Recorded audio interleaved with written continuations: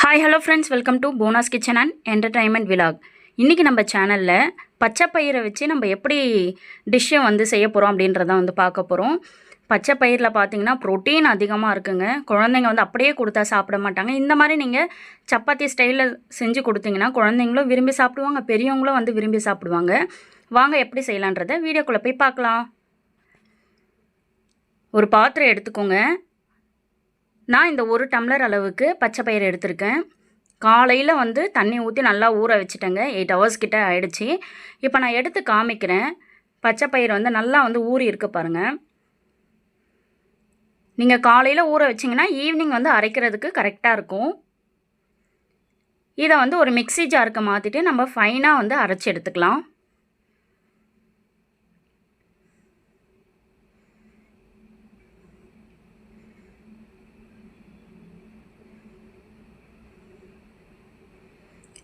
இப்போ பாருங்கள், நான் அரைச்சி எடுத்துருக்கல. இந்த மாதிரி தான் வந்து அரைக்கணும். தண்ணி வந்து அதிகமாக சேர்க்கக்கூடாது. இதை வந்து ஒரு பாத்திரத்துக்கு மாற்றிக்கலாம்.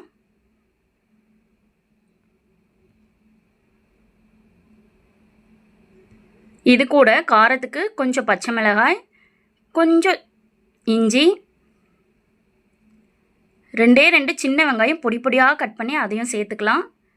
இதில் கொஞ்சம் கொத்தமல்லி இலையும் வந்து சேர்த்துக்கலாம். தேவையான அளவுக்கு உப்பு சேர்த்துக்கலாம். இது அப்படியே பிசைஞ்சால் கரெக்டாக வராது. இது கூட 2 டம்ளர் அளவுக்கு நான் கோதுமை மாவு வந்து எடுத்திருக்கேன். அதையும் வந்து இது கூட சேர்த்துக்கலாம்.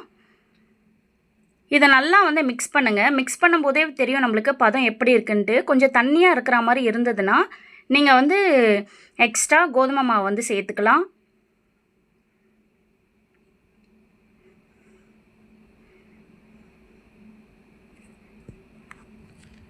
இதே போல் நல்லா வந்து பிசைஞ்சு கொடுத்துக்கோங்க.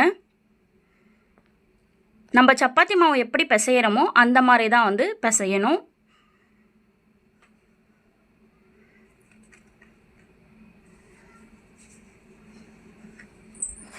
பச்சை பயிரில் ப்ரோட்டீன் அதிகமாக இருக்குங்க. எதுக்கு நான் அடிக்கடி சொல்கிறேன்னா, குழந்தைங்களுக்கு ரொம்ப நல்லது.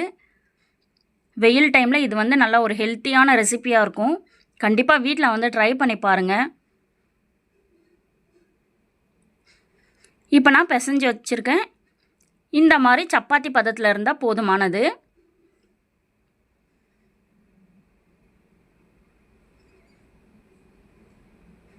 பிளேட் போட்டு ஒரு 10 நிமிஷம் நல்லா வந்து ஊறட்டும். இப்போ நான் பிளேட் ஓப்பன் பண்ணி காமிக்கிறேன். கையை வச்சு லைட்டாக வந்து மேலே ப்ரெஸ் பண்ணுங்கள். உள்ளே எவ்வளோ அழகாக வந்து போகுதுன்னு பாருங்கள். இப்போ கரெக்டாக இருக்குது. சப்பாத்தி மாவு நம்ம எடுப்போம் இல்லையா உருட்டுறதுக்கு, அந்த மாதிரி மாவு எடுத்து உருட்டுங்க. லைட்டாக வந்து ஒட்டுற மாதிரி தான் இருக்கும். அதுக்கு நம்ம சப்பாத்தி மாவையே வந்து எடுத்துக்கலாம்.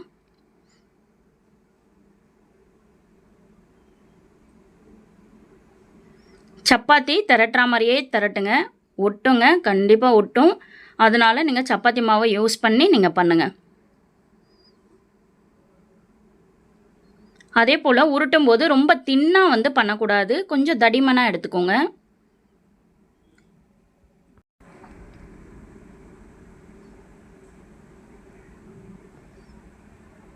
மாவு பிசையும் போது ஒட்டுற மாதிரி இருந்ததுன்னா நீங்கள் சப்பாத்தி மாவு வந்து சேர்த்து நீங்கள் பிசைஞ்சு வச்சுக்கலாம். இப்போ நம்ம உருட்டியாச்சு. இதை வந்து ஒரு சின்னதாக ரவுண்ட் ஷேப்பில் உங்களுக்கு வேணும்னா இந்த மாதிரி வந்து ரவுண்ட் ஷேப் எடுத்துக்கோங்க. ரொம்ப தின்னாகவும் இல்லை, ரொம்ப தடிமனாகவும் இல்லை. இந்த பதம் வந்து கரெக்டாக இருக்கும். இப்போ நம்ம சப்பாத்தி செய்கிற மாதிரி தவாவில் போட்டு எடுத்துக்கலாம். அதுக்கு முதல்ல ஸ்டவ் ஆன் பண்ணி தவா வச்சுக்கோங்க. தவா சூடான உடனே எண்ணெய் வந்து ஒரு 2 டேபிள் ஸ்பூன் அளவுக்கு சேர்த்துக்கோங்க. நம்ம திரட்டி வச்சுருக்க பச்சை பயிறு மாவு வந்து எடுத்து இதில் போட்டுக்கலாம்.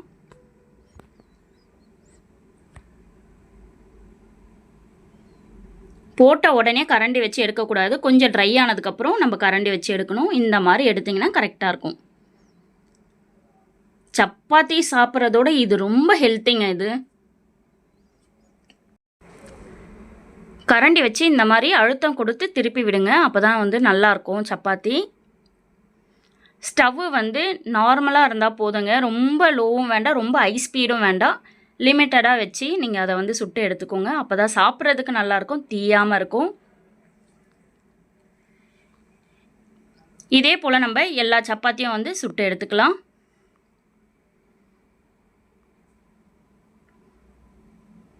இது நீங்கள் காலையில் குழந்தைங்களுக்கு செஞ்சு கொடுக்கலாம். இல்லை டைம் இல்லை அப்படின்னா லஞ்ச் ரெசிபியாக கூட நீங்கள் கொடுத்து அனுப்பலாம். குழந்தைங்க வந்து விரும்பி சாப்பிடுவாங்க.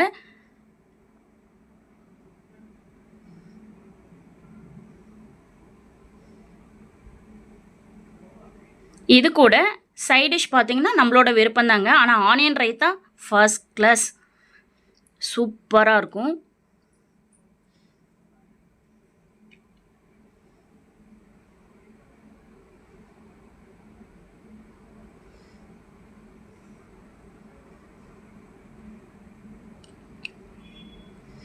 இதே போல் எல்லா சப்பாத்தியும் வந்து நம்ம சுட்டு எடுத்துக்கலாம்.